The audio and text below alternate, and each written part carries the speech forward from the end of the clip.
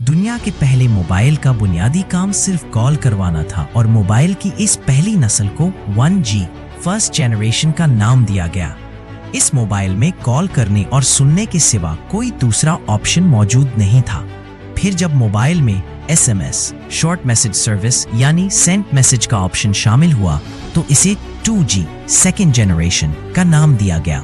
پھر جس دور میں موبائل کے ذریعے تصاویر بھیجنے کی صلاحیت حاصل ہو گئی تو اس دور کے موبائلز کو 3G تھرڈ جنریشن کہا گیا، اور جب انٹرنیٹ کے ذریعے متحرک فلمیں اور موویز بھیجنے کی صلاحیت بھی حاصل ہو گئی تو اس دور کے موبائلز کو 4G فورتھ جنریشن کا نام دیا گیا۔ اور اب جب موبائل کی دنیا 5G کی طرف بڑھ رہی ہے تو اس وقت تک دنیا کی تقریباً ہر چیز موبائل میں شفٹ ہو چکی ہے۔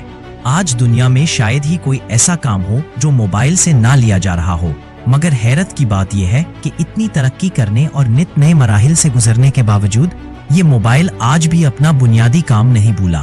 آپ کوئی گیم کھیل رہے ہوں یا فلم دیکھ رہے ہوں، انٹرنیٹ سرچنگ کر رہے ہوں یا ویڈیو بنا رہے ہوں، الغرض موبائل پر ایک ہی وقت میں مثلاً 10 کام بھی کر رہے ہوں، لیکن جیسی ہی کوئی کال آتی ہے موبائل فوراً سب کچھ چھوڑ کر آپ کو بتاتا ہے کہ کال آ رہی ہے، یہ سن لیں، اور وہ اپنے اصل اور بنیادی کام کی خاطر باقی سارے کام ایک دم روک لیتا ہے۔